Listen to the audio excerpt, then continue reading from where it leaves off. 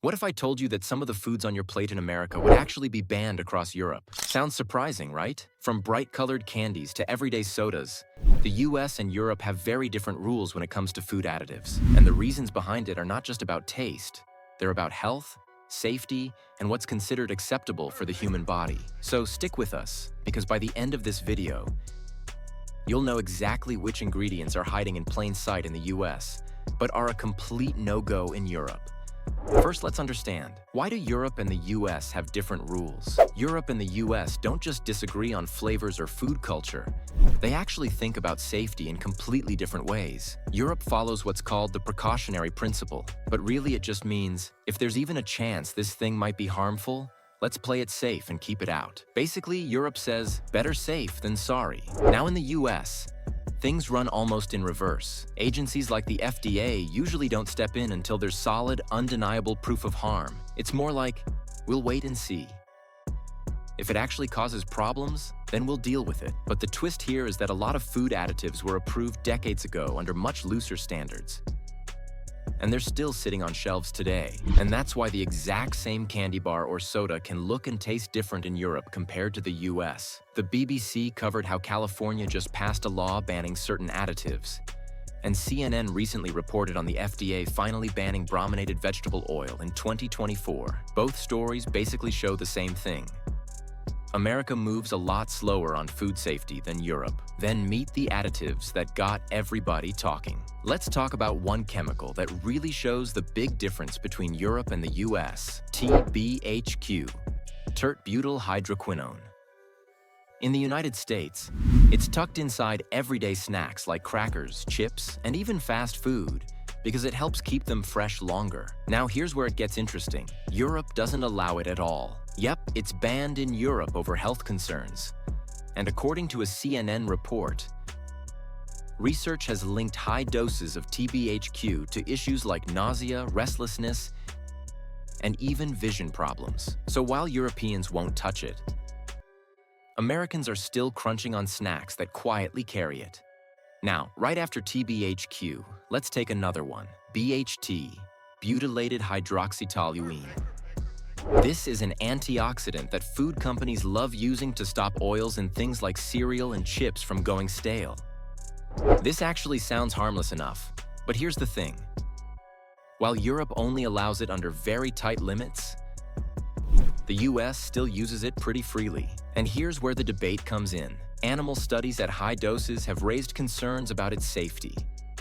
Regulators argue that the levels in food are way lower than those studies, but still, it makes you wonder why Europe plays it safe while America lets it slide into so many snacks. When it comes to food dyes, Europe and the US take very different paths. In many European countries, strict rules limit or even ban artificial colors like red dye 40, often requiring warning labels on products that contain them. Meanwhile, in the US, red dye 40 is still one of the most commonly used food colorings in candies, cereals, and sodas. What makes this even more worrying is that the New York Times reported research from New York scientists suggesting that red dye 40 caused cancer in lab animals, raising concerns as far back as the 1970s. Yet, despite these warnings, the dye continues to flood the American market, while Europe sticks to its precautionary principle to protect public health.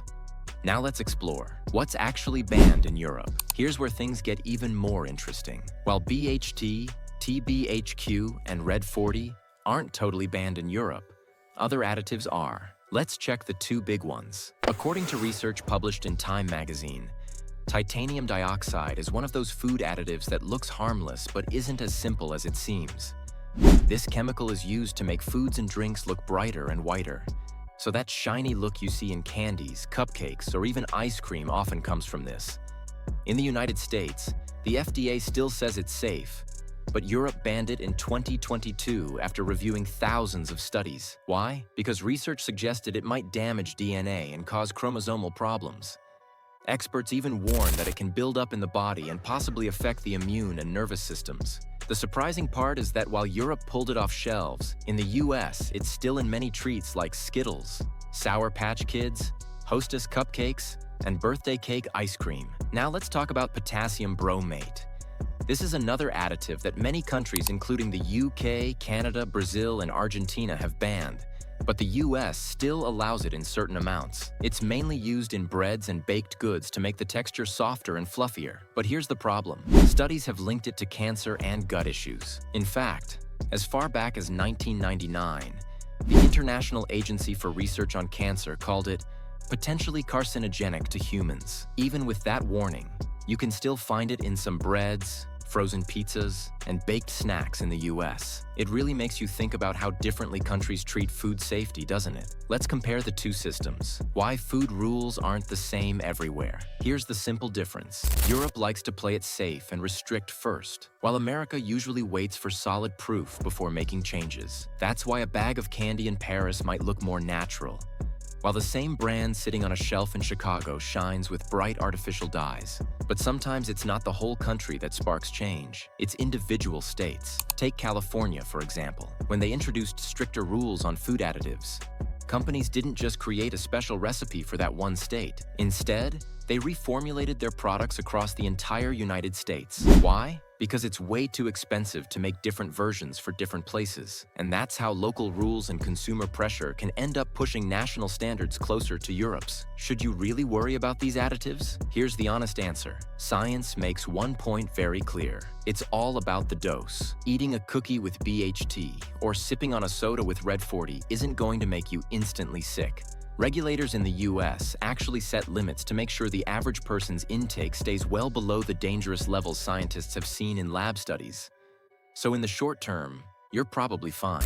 But the real debate isn't about a single cookie or one can of soda. It's about the long game. Think about it. If these additives show up in your cereal, your chips, your candies, and even your soft drinks, those tiny, safe amounts start piling up day after day, year after year. That's where Europe takes a stricter stance. Their attitude is basically, why take the chance? Meanwhile, the US goes with the mindset of, let's wait until there's solid proof of harm before we act. And this is where consumers often feel caught in the middle. It's not just about science, it's about comfort. Are you okay with that bit of uncertainty hanging in the background? Because while one candy bar isn't a problem, constant exposure might be. That's why Europe puts warning labels on certain foods and even bans some additives outright, while the United States still leans on approvals that, in some cases, date back decades. So in the end, it's not about fear, it's about awareness. When you know what's really in your food, you get to decide what's worth the risk and what's not. If this video gives you something new to think about, make sure to like, share, and subscribe. Thanks for watching. See you in the next video.